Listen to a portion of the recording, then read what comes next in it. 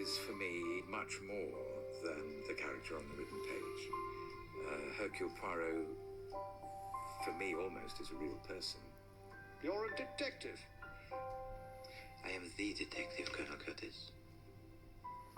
He is the person who was responsible for my life for 25 years. The truth. It has the habit of revealing itself. I've got to know him. I've lived him. No one can always be right. But I am. Always I am right. It is so invariable it startles me. He's my invisible closest and best friend. They have been good days.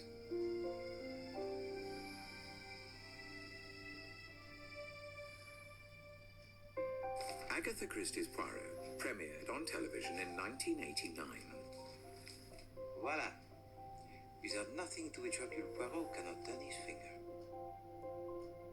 A quarter of a century and 13 series later, it's a global phenomenon watched by 700 million viewers in 100 countries worldwide. It's 6 in the morning. Thank you very much, thank you. And Sean, my driver, is taking me to work. I'm heading to Pinewood Studios to film the last series of Poirot. This will be one of the hardest days of my acting life, because today, Poirot will die. I say, old chap, you're looking pretty awful. Don't you think I should call a doctor? Oh, what good would that do? No money. What will be, will be. Getting into character is a very detailed process for me, beginning from the moment I'm dressed and I get into the car with Sean driving me, because at that point, I'm learning lines. But then I go to makeup, and then the serious business of the day begins for me.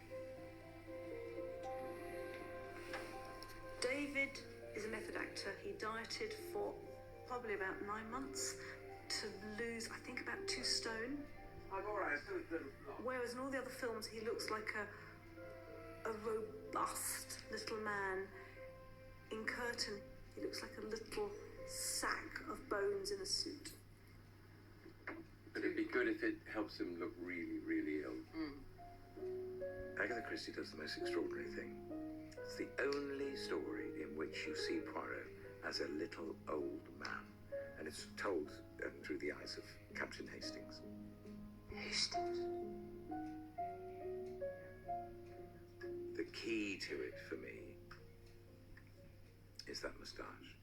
Once that moustache goes on that lip, I think it's true to say that you will be speaking to Hercule Poirot. Make sure that it does not droop a little here. Yes. Yes, that is better. Curtain, Poirot's last case, was written by Agatha Christie in 1942.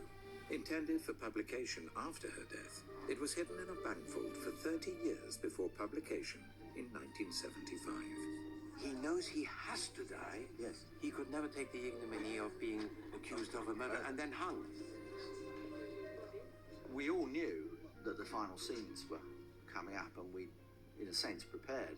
But it was nevertheless a most remarkable atmosphere.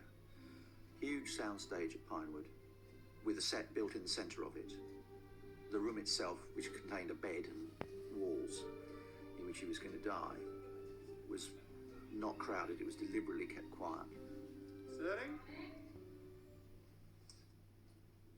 And now, I need to think. But Poirot, go down to breakfast, mon ami. The case, it is ended. And outside, the set itself, the rest of the crew, was exceptionally quiet.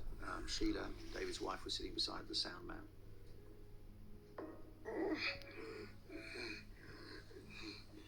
To film it was one of the most extraordinary experiences, to have, or to play, a man who dies. Forgive me.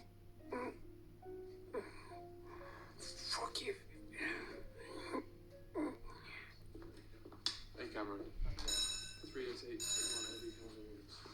It's a difficult day. It's difficult. Because he feels the character very deeply. I think every time he shoots it, it's going to take more out of him. Yes. For a character actor of his intensity, to lose someone he's been completely involved and absorbed in for 25 years is a personal tragedy. Terrible. It was awful. I'll never forget it. The hardest moment of film.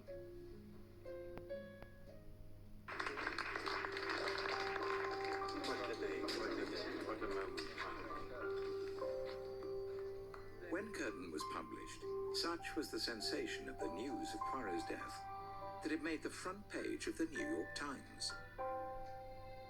It showed the extraordinary impact of a strange little character who for many had seemed like a real person. Hercule Poirot has been the most important role in my acting career. You might think you know Poirot, but I'd like to show you what goes on inside those little grecelles. Along the way, we'll find out